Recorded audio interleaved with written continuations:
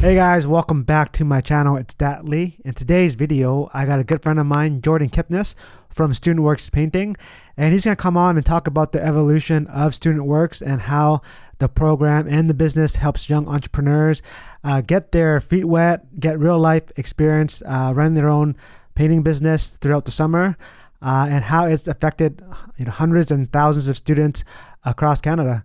So I hope you enjoy. All right, Jordan, thank you for coming on. Yeah, no worries. My pleasure.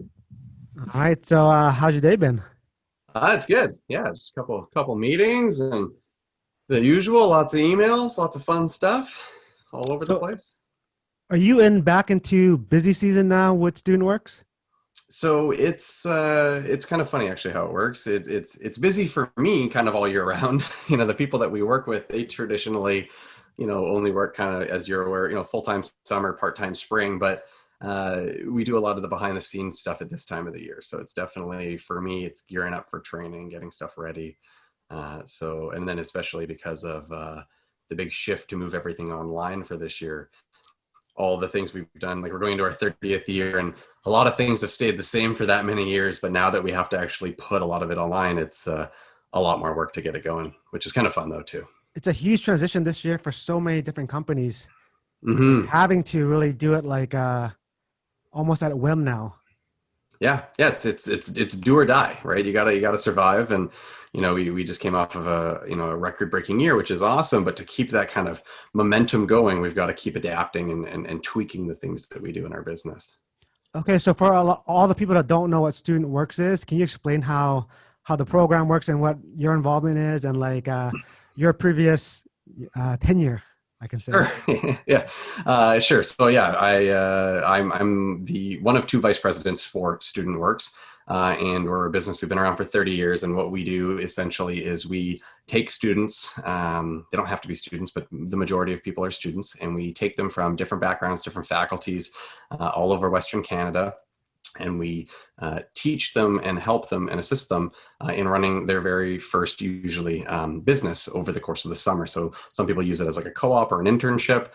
So we take these students, we teach them how to run a business. It's a part-time commitment while they're in second semester at school, just to gear up for the summer. And then it's a full-time commitment of running their own business in the summer. So that's what StudentWorks is. A lot of people know us as StudentWorks Painting, and that's because the business model that we get people to follow is a small commercial and residential painting business. And we do that predominantly just because it's seasonal, so it works great for the summer. It's profitable. There's a lot of money in painting. It's just a great trades business that's not going to go out of style anytime soon. And it's just easy enough to learn and to teach, so we can get people to do well in their very first year, which is why we have such a strong success rate.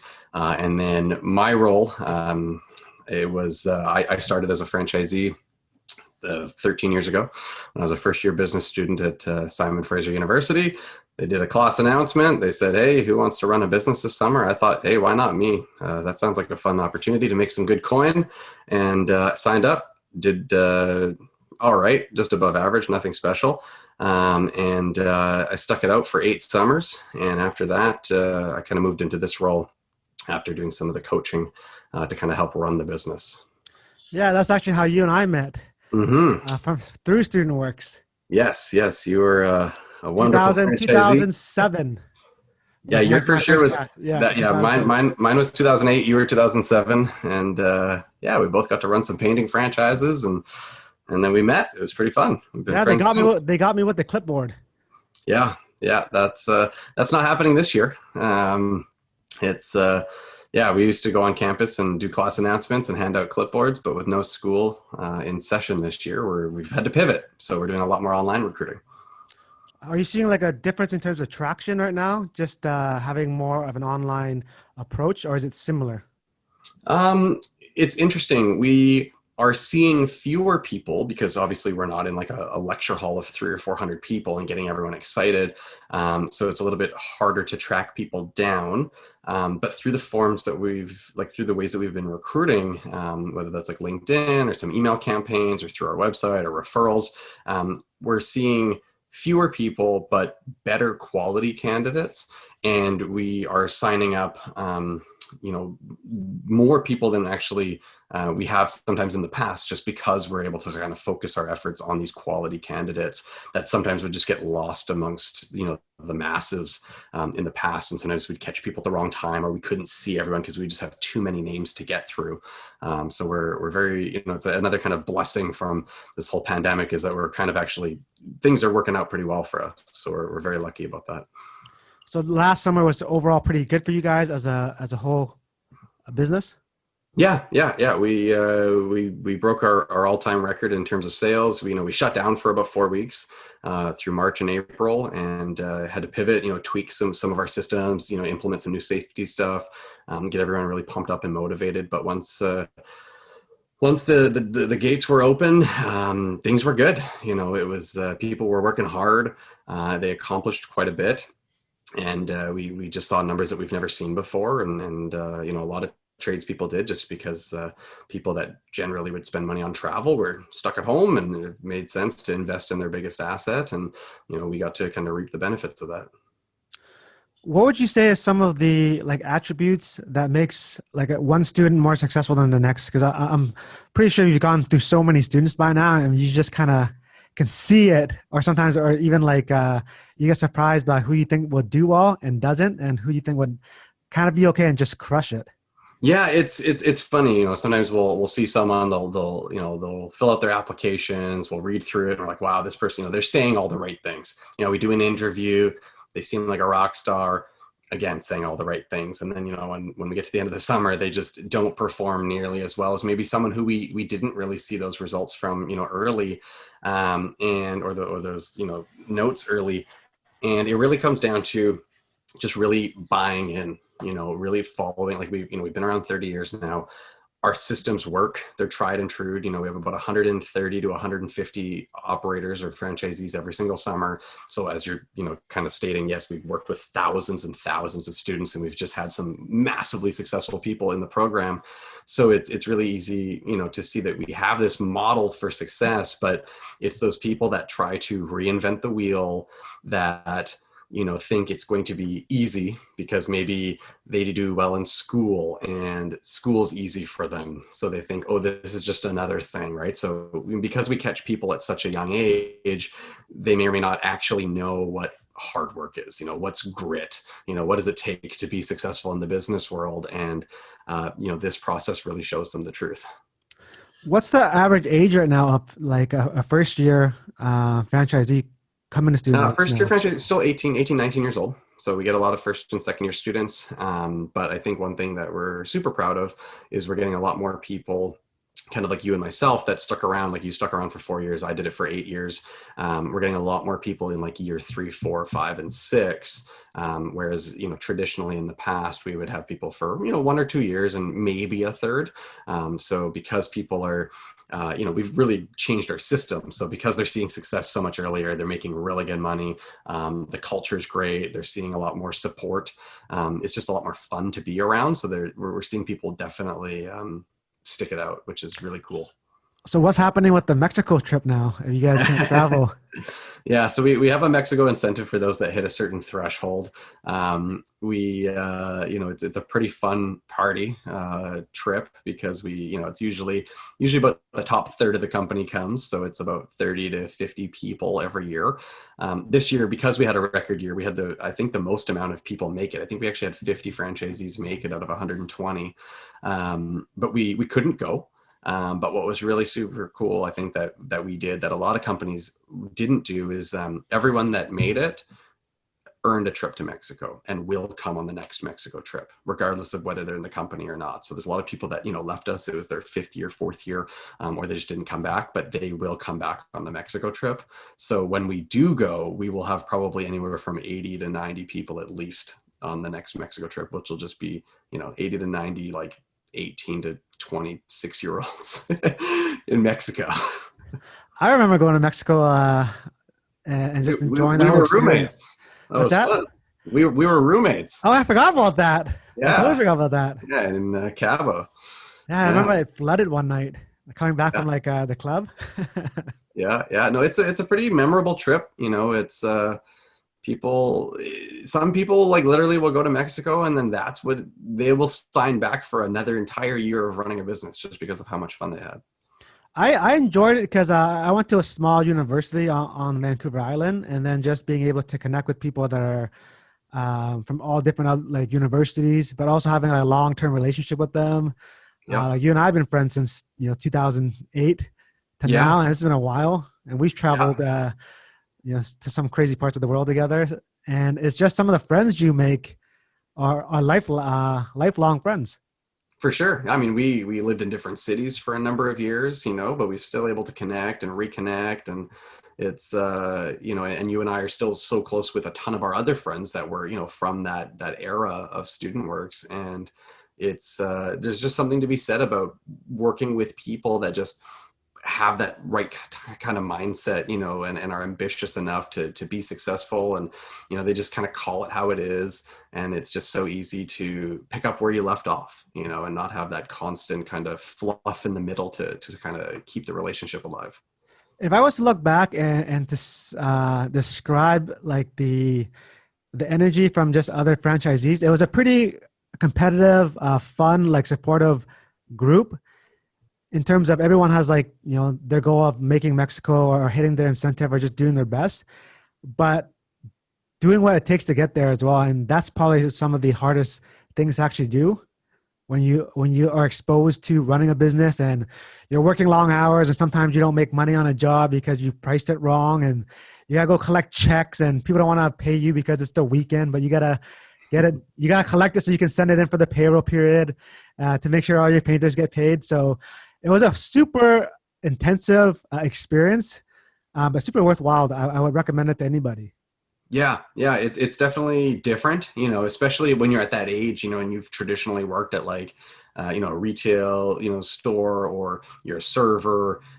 You just never get that kind of responsibility, and all of a sudden, when you have employees and you need to get money for them, and you're also not earning money unless you're picking up money, and you got to satisfy customers and do everything properly. Like you're literally running a business, and of course there's systems and support, but it's there's a lot of moving pieces that you're responsible for, and teaches you a lot.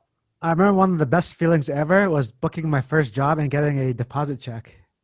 Yeah, yeah. There's for those that aren't in sales, there's always a big dopamine hit the second someone says yes to you, and that's one of the things that keeps me around is, I get to be a part of that now as a kind of I still district manage and coach a handful of franchisees. So going out in the field and doing their first day of quotes with them and seeing them and the sensation and the rush when a customer finally says yes, like I'll go get my checkbook or here's my credit card.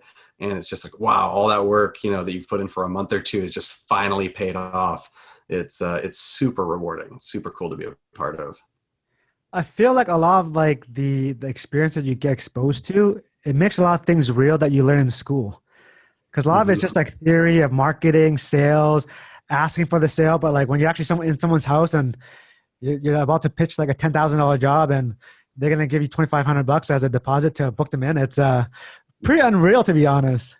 For sure. Yeah. It's, yeah, you're right. School is theory and it's not, it's like reading about nutrition, right? You can read all you want about nutrition, but you're not going to be fit. You got to like go and practice this, right? And same as working out and everything. So, under pressure, what's going to happen, right? You might know what you should have said under that, in that circumstance, but you just didn't, you couldn't jump to it right away. So it is really neat to be a part of that and see that come through. And like I said, yeah, when you get a big check for the very first time, and especially in this business and a lot of businesses that are seasonal, the people that are booking work at the very beginning, they still might not even know how to actually do the job. They're not even at that part of the training yet, but yet someone is believing in them. And that's, I mean, the power of a franchise and having systems behind you is, they're not actually, you don't have to be as credible because, we're going to get you to that point when the right time comes. But it's just mind blowing that, especially in this painting industry, let's say, these guys may not have ever picked up a paintbrush in their life, yet someone's going to give them thousands of dollars with the promise that they're going to deliver, in 2 or 3 months later kind of thing. How often do like does like someone that come on and they struggle, like, is that typical for people to fall off, or is that usually not the case with you guys? No, I think, I mean, I think everyone struggles, at some point with some things, right? So some people that are very maybe introverted, they struggle right away with doing some like cold calling door to door, or they, aren't super thrilled with the idea of having to do interviews, and talk to people. Some people just totally love marketing and they love being out there and they have a thrill from getting all these leads. That's great. But maybe they're just like incredibly disorganized. So then their business kind of falls apart when, it matters, and maybe profit isn't there right away. So I think a lot of people do struggle, but I think, why we're able to take young people and get them ultimately, within the 7 or 8 months that they're working with us to be wildly successful, is because we have the right coaches, to be looking into their businesses and kind of pick apart the areas that they are struggling with, even if they don't feel like they're struggling, and then just really kind of help them, steer them right onto the right track. And then we have all those like systems and support things, in place to just help them, not get too derailed. Are you guys the biggest program like this now? Because I remember like College Pro used to be around, but I don't think they're around anymore. Correct. Yeah. To my knowledge, I'd be shocked if we weren't. Yes, College Pro kind of shut down their painting division last October. They were all through North America. We're Western Canada, and we do have an affiliate that's Student Works Painting that's Eastern Canada. So it's just different owners, but same name all across the country. But yeah, we would be the largest by a long shot now. Combined, I would say we have about just over 300 painting operators in Canada, which is pretty wild. And no one even comes close to that. So it's kind of cool. One of the things I do remember about Student Works too is I never had to get a student loan to go to school, and I was just always able to like book painting jobs, crush the summer and come back and just pay for my schooling. So I've never like left school feeling like I had like a huge debt to pay. It was just like, I finished and moved on to the next. Yeah, that's I think one of the big draws. That was my draw for sure, and probably yours, when the clipboard came around and it said the average person made back then it's probably like 17, 18,000. Now I think our average students are profiting just over $20,000 in the summer, which is just, an insane amount of money for the average person after 1 year of running a business for the very first time while you're going to school. That's huge, to pay off debt. So I signed up right away. I think I made $22,000 my first year. I just turned 19. And same thing, I never had to borrow money. I was able to, I could lease a car, I could put money away in savings and then invest it, buy real estate. Like we get a lot of people that have some super ambitious goals, because they're able to earn money, while they go to school, which, a lot of people, school is a tough one, to afford because it's not cheap. And a lot of people don't maybe even, utilize what they're learning and apply it into their everyday life. So it's definitely an expensive lesson.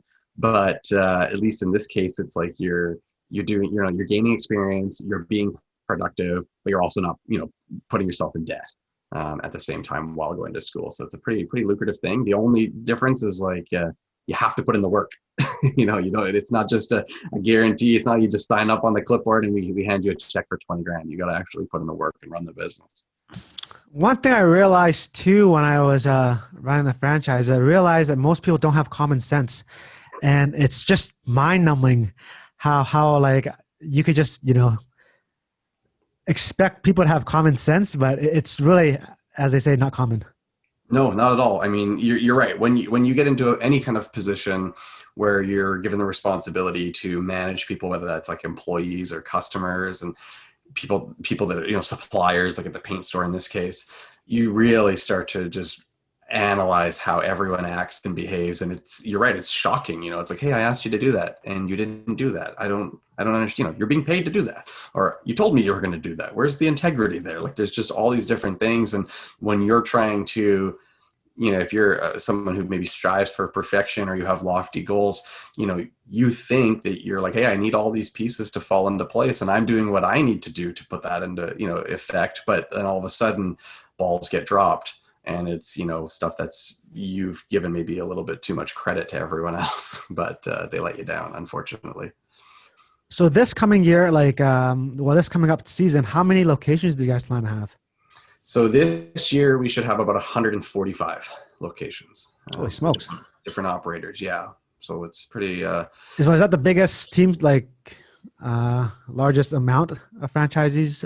no, in our year. So I think the year I started, so your second year, I think that was either that year or the year you started was our biggest. I think we were at 150 or 155. But we've just we've been a lot lower. We've been really looking for quality candidates over quantity, and just kind of restructured it in the sense of just having the right people in the right places and just like kind of organically growing it. And that's why our averages are through the roof, and that's why our numbers are increasing. So we're doing way more in sales as a company with just fewer people. So it's just better for everyone that's been a part of it. Do you think there's any correlation between like what's going on like now in YouTube and all these other platforms with like more, I guess, people being like exposed to entrepreneurs and being exposed to like, I guess, big personalities or in sales or that will like start businesses?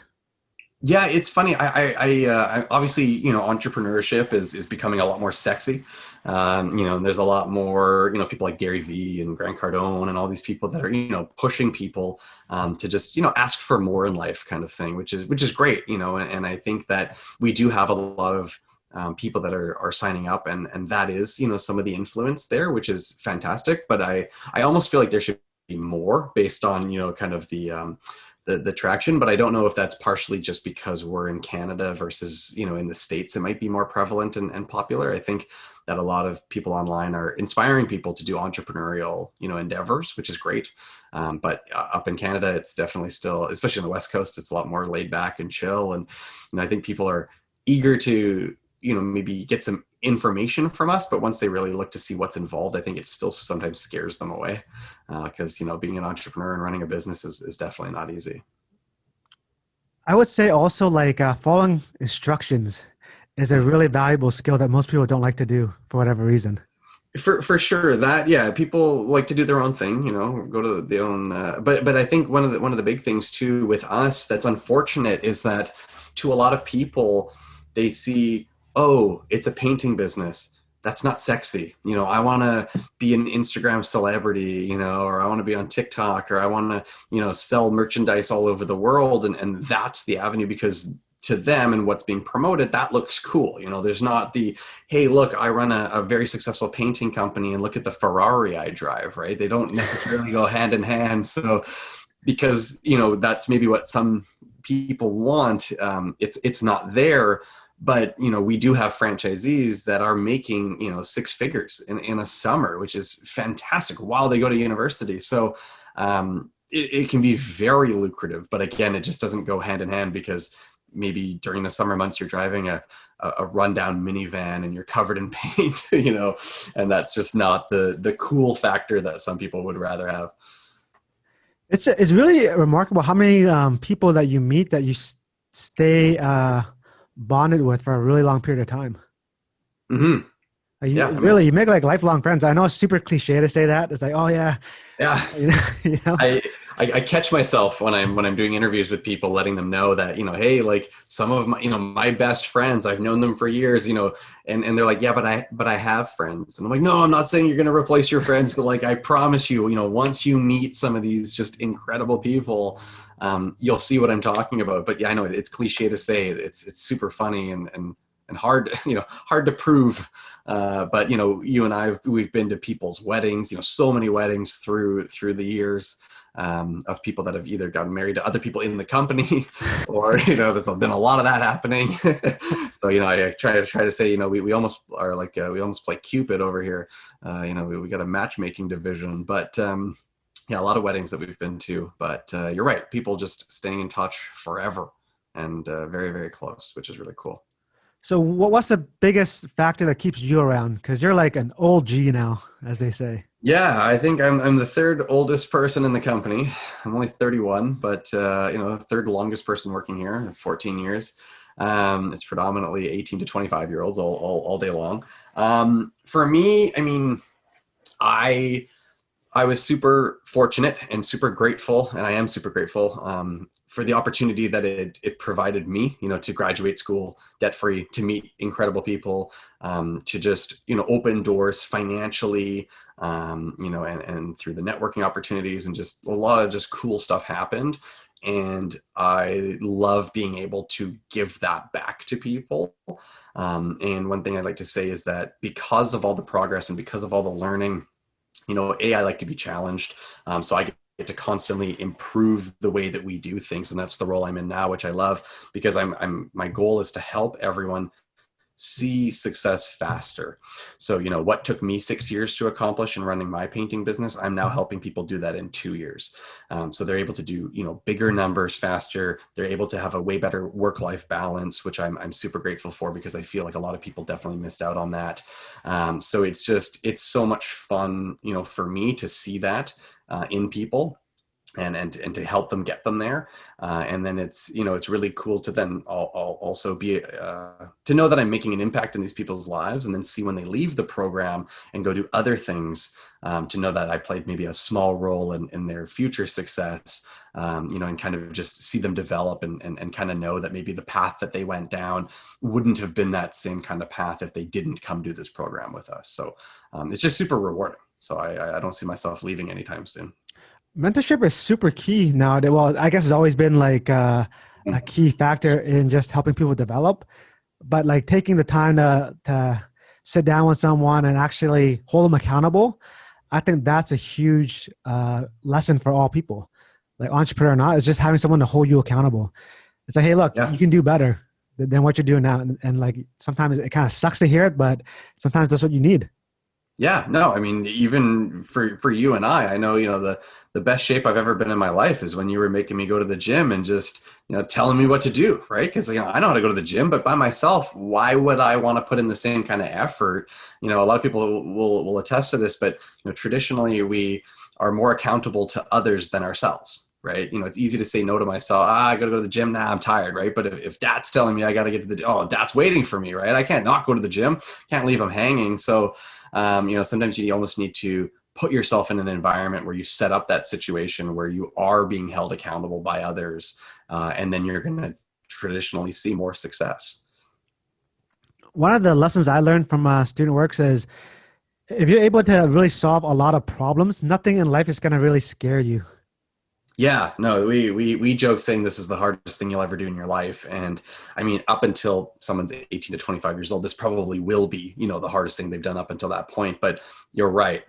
Once you run a business and have the amount of problems that can happen to you in an hour, let's say, real life problems, just you learn that every problem gets solved, right? And it's going to be okay. And the best steps are to just take action now, right? What can I be doing? Hiding from a problem doesn't make it go away. And I think doing a program like this and having, like you said, people hold you accountable to dealing with those things really teaches you quickly that it's okay. And then when the real world starts to slap you in the face, it definitely doesn't feel that bad. Are you guys doing a virtual training this year, or how do you guys plan to organize that? Yeah, so that's where I was alluding to earlier. So in the past, we would have about 75 people in Vancouver at a in a conference room for 3 days on a weekend. You've come to that. You were there as a franchisee. You've been a guest speaker, which was awesome. And then we would do a second one in Calgary. So we can't do that this year because we're not going to do 40 trainings of 5 people each. So instead, we are doing a virtual training. It's going to be over 2 weekends instead of 1 weekend. We're going to try and spread it out, probably like 5-6 hour days, lots of breaks, lots of breakout rooms, a little bit more like online tests, more guest speakers, just we want to make it as fun as possible. We're fortunate that the students we work with are kind of used to doing online training now and schooling, right? So it's not going to be totally, out to left field for them, but it's a lot of eye strain. It's a lot of, sitting in a chair for a long time. And it's not the most fun way to learn, but it's important that we go through the material. And then again, it's kind of, mine and the rest of the kind of executive team's job to put it together and make it as fun as possible. One of the most memorable thing for me, I think my first year is just doing your introductions, going around in a huge circle and just like waiting for everyone to talk a little bit about themselves to see where they're coming from and hear about what they're studying in school and then sharing like what I wanted. I think my first year I wanted to save some money, buy an Xbox was one of it, and then put some money away and buy a big ass TV. Yeah, yeah, no, it's funny because we still want that to happen. So we're gonna I'm gonna probably get everyone to pre-record it, and I'm gonna stitch together a video. We'll just be able to play it, and it like everything that we do in person. Not to say that we shouldn't go back to doing things in person, but everything that we do in person can be done in some form, online, right? So there's no rhyme or reason. Like traditionally we would make people travel from Vancouver Island or up north in BC or from another province and, fly to the, hotel, stay in a hotel for 3 days, come to these 8-hour grueling days of learning and then go home. So, I mean, in reality, we're saving people a lot of money to just sit at their computer, and learn from home. And we're going to make it fun and we're just as accessible and the material, nothing is really different. So I'm super excited for it. I mean, there's definitely a lot to be said about seeing people in real life and we don't want to remove that aspect if we don't have to, but we want to keep everyone safe and we want to, abide by all of the laws and stuff for the meantime kind of thing. I remember when I read the manual for the first time, I was so confused. I was like, "Holy crap! What is this cutting? What do they mean by cutting?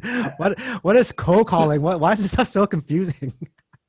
Yeah. Yeah. No, yeah, there's a lot it's a big book and it keeps getting bigger. We keep adding systems to our system, to our operations manual, but there's all different, there's super important parts. I mean, and as you're aware, right, you learned about cold calling because of this, let's say, and cold calling is a real thing. It's a big part of a lot of businesses and it's a very, very important, skill to learn and to master. So, this is like the first kind of introduction for a lot of people. And yes, the book is definitely, it can definitely bombard people, but that's why we do training, is to just dissect those systems and kind of like do some hands-on stuff and show them what we mean by it. Man, my first time cold calling was so hard. I was just like super nervous, and I was in like predominantly Caucasian community, and it was like fall, right? So it was super dark, super quick.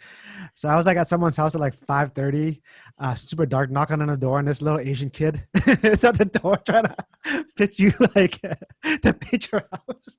Yeah, yeah. How can I paint your house? It's like, dude, it's January. What are you doing here? It's cold. It's dark. Leave me alone. Yeah, but it builds character, right? Yeah. Now you probably have no problem knocking on people's doors, making cold calls, emails.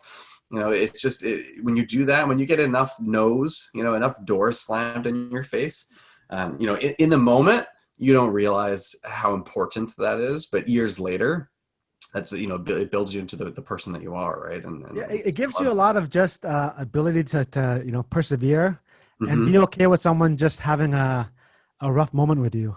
Totally. It's nothing personal. It's not like they Yep. don't like you or whatever. It's just, hey, maybe they just got home from work. They don't want to talk to anybody. They're in a traffic jam. Yep. Oh, 100%. When I teach cold calling to my guys, it's, they're not saying no to you. They don't know you. It's a natural reaction at the door. They're just saying no for the sake of saying no because they're, kind of programmed to say no. That's it. But once you learn to objection handle and you learn to, pitch again, and once you're heard, then they can make a fair assessment of what are you here to sell? And if it's a win-win situation, which is what all sales should really be, then maybe you can do business with them. Right. And that's what it takes. And then it's just a numbers game of go to enough places and perfect your pitch and get really good at it. And then, then all of a sudden you start to see a lot of success, and then it's addicting almost. Once you understand the psychology of like, selling things, not just like a product or whatever, but just selling yourself, Mm-hmm. like the world really opens up in a completely new way. Because I think a lot of us are just, we're raised to be like shy. We're raised to be like, to ourselves, not really people, encouraging you to get out there and go sell yourself and tell the world how awesome you are and whatnot. Yeah. Well, and I think sales, to a lot of people, it's dirty. They always think, oh, it's a used car salesman, or they're just trying to, make a buck off of me. And it's like, no, like traditionally, like I said earlier, like sales, like if sales is done right, it's a win-win situation. It's a, I have some kind of product or service or something that I'm going to offer you, and it's an exchange of value, and you see the value in whatever that dollar amount or whatever we're trading, that it's worth it, right? And as long as we can set expectations and have clear communication, we can do a deal. And it's not like there's a winner and a loser. It should be both winners, right? If it's done right. And but you're right, there's a lot of psychology behind it. And once you really start to understand and have this kind of awareness about it and master it, then you start to realize, like, wow, that's how the whole world operates. And like every purchase I make and every place I go to and everything that I do is kind of surrounded by this notion of like, okay, like how do we exchange value? And then you start to kind of second guess like some of the purchases you make. It's like, did I buy, was I sold? Was I aware of that? Was that a good deal? Is there good value there? One of the biggest things that has stayed with me till this day is always be on time. I'm always early. I'm just like everywhere I go, I'm early. Like sometimes I'm early like 20 minutes, but I'm just want to make sure that I'm there when I'm supposed to be. Yeah. That's why I ran to get here. I didn't want to be late. Well, what's the other four principles again? So we have 4 referability habits. So be on time, do what you say, finish what you start, and say please and thank you, right? It's just super simple habits, super simple things, yet people struggle so much to do them. And we joke saying like, if you can just do those 4 things, like you will be massively successful. It's just really, being on time. It's a respect thing, same as please and thank you, being polite, finishing what you start, doing what you say, very similar things. But just having integrity, doing things with integrity, having some kind of integrity behind your word. There's just so much to it. And in business, like I said, people, it's an exchange of value. They will pay. We book jobs. I mean, this is the funniest thing. We book jobs just because we show up on time. We book jobs just because we show up. It's hilarious. The amount of times I'm at a job, or we're at a quote, and it's, you know what? We really like you guys. Oh, cool. Did you get other quotes? Yeah, we tried. No one else showed up. Really? Okay, so out of default, we booked the job. I mean, it's insane. It's thousands of dollars sometimes, or it's like, yeah, you were on time. The other guy was 3 hours late, or came by and gave me a quote, and it took a week or 2 to get it. I had to nag him. I had to call him back so many times. You guys said you were going to be on time. You were. You said you were going to give me a quote. You did. And it's just all these little, you said you were going to call me at this time. You did.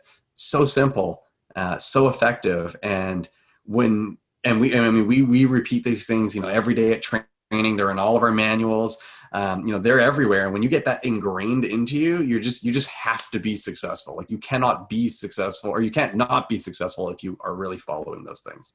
And showing up is so like easy. Like I've gotten like so many great opportunities just because I showed up. Like, yeah, no, it's like I said, it's wild that we'll book work for just showing up. And like I said, it's there's no skill. You just have to be there. Like you don't have to be good at anything. You just have to be there. But so many people, and I mean, I'm sure, yourself, friends, people, we all have those people in our lives that we just know that we can never count on. They just, they say they're going to be there, and it's like, oh, will you be there? I don't know. And it's just crazy, but imagine they just change that one habit, like how much more success they could let into their lives, just for that. And it's such a simple thing. It's so remarkable, like how far you can get in life by just showing up. Mm-hmm. Yeah. Like sometimes they just need somebody, and like if you're not somebody, you get to go for the ride, and you get to learn from the best. 100%. Yeah. A lot of times, you can kind of trace things back to, wow, that one thing led down this path, and like, holy smokes, the opportunities that came from it. And sometimes it is just as simple as showing up, and it's wild. I remember, I think I was in a marketing class in a lecture hall, and the clipboard got passed around, and it's like, yeah, do you want to make 20K this summer?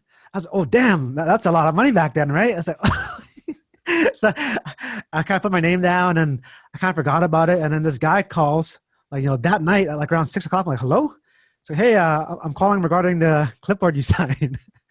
And like that moment pretty much changed my life in terms of like all the different experiences I've got, to really go through just because of that moment. Yeah. No, it's crazy. And from what I understand, I think there was like 3 of you that all came from that one clipboard in that one class. Yeah, it was me and the two Darrens. You and the two Darrens, yeah. So like, which is just insane, small school, small class, and then just like three great people come out, just boom, and it's wild. And, to think that you showed up, you took a chance, you signed your name, Darren, signed his name, you, me, and him were all very close friends, 13 years, 14 years later, like absolutely insane, just that one thing. Right. So yeah, it's really, really kind of special and really cool. How many locations you guys got available still? So right now, we are sitting, I mean, on paper, we have probably about 175 locations, 175, 180. But we don't expect to fill like we're in every major city. We've got lots of locations, and then every small town, like we're in like literally every very small town. So a lot of the small towns, we don't expect to fill sometimes just because it's very challenging to find someone from that small town, yet alone like the right person at the right age that can fit all the time requirements and all that kind of stuff. So it's a little tricky, and then with our DM team, we can only kind of our district manager team, we can only manage so many people before it doesn't make sense, because we want to give the kind of the best results or the best amount of support to the people on our team. So we don't want to spread ourselves too thin. So right now, I think we're sitting probably around 135, 140 franchisees. And we've got probably about, I'd say like 10 to 15 kind of, spots open, scattered throughout BC to Manitoba. But we're already, this is a really cool thing from the last couple of years. We build a next year's list. So a lot of our areas, like Victoria, like Vancouver, sometimes, maybe Saskatoon, Regina, some of our bigger hubs, we only have X amount of locations, and they fill up so quickly, and we have people coming back year after year. So we have like almost like a waiting list for several locations already that we call in the summer for the following summer.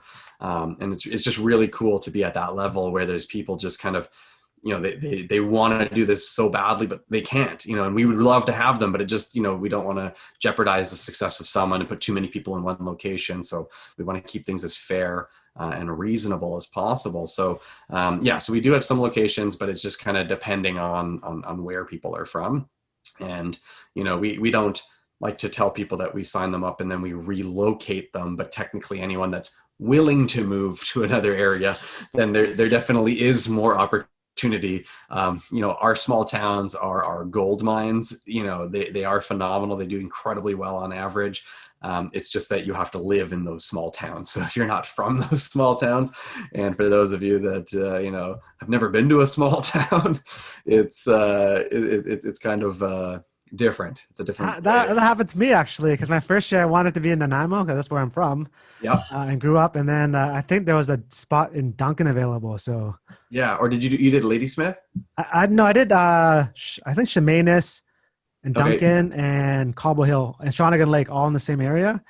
Yeah. But I didn't live there, so I just drove there every day, like 45 minutes. So some we make them drive, which is just it's just that's the nature. We're like I said, we're fortunate that our business is sought after and it's booming, and people are signing up, to do this with us, which is great, and returning. So some people have to make the extra drive, to do this in another area, and some people, like we had a guy, a couple of years. We've had many people just kind of say, late in the season, because right now it's December, and we kind of stop recruiting in the next 3 weeks, and then it's training in January. So we got to get a lot of things organized, and get things printed and ready to go, and licenses made, all that kind of stuff. So what happened, over the years, we'll get people reach out in December saying, just found out about this, I need to do this, what's open? And we'll say, hey, this place, you ever been there? We had a guy a couple of years ago, he was from Jasper, going to school in Kelowna, was like, I need to do this. And we're like, the only thing open is Port Alberni. He's like, I've never heard of it, but I'll take it. He looked it up and he's like, oh, I don't know, man. I guess I already committed. Okay. He went to Port Alberni. He made our Mexico trip. He did really well. Like I said, small towns do really well, but it was just so, he's like, I've never been to Port Alberni, but me, my girlfriend, she's from Edmonton. We're going to move there. We'll just make the most of it. Why not? Oh, kudos to him for doing it. Totally. Yeah. Total trooper. And, he had a lot of his friends do this. His applications came in great. He's a hardworking engineering student, super great guy. But that's what it takes, right? And but the hopes were, hey, the next year, if something else comes available, you get first right of refusal or first dibs on what's available. And I think the next year he switched back to Kelowna, where he was going to school. So, it was just like, hey, it's 1 year of your life, or 1 summer of your life, but let's make the most of it. Let's make some good money. Let's get your foot in. Let's build those skills and experiences. And if you want to do it, this is what we've got. So yeah, it worked out. It was a good fit. Oh, amazing. Well, that's a pretty good story. If someone wanted to get a hold of you or want to reach out and see what locations are available, what's the best way to get in contact with you?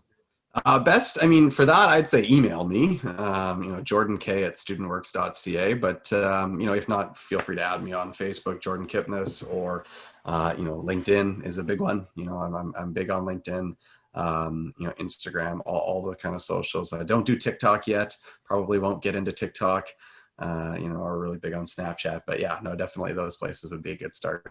Okay. I'll also put all that information in the description below, and then people can reach out and, take a shot at it.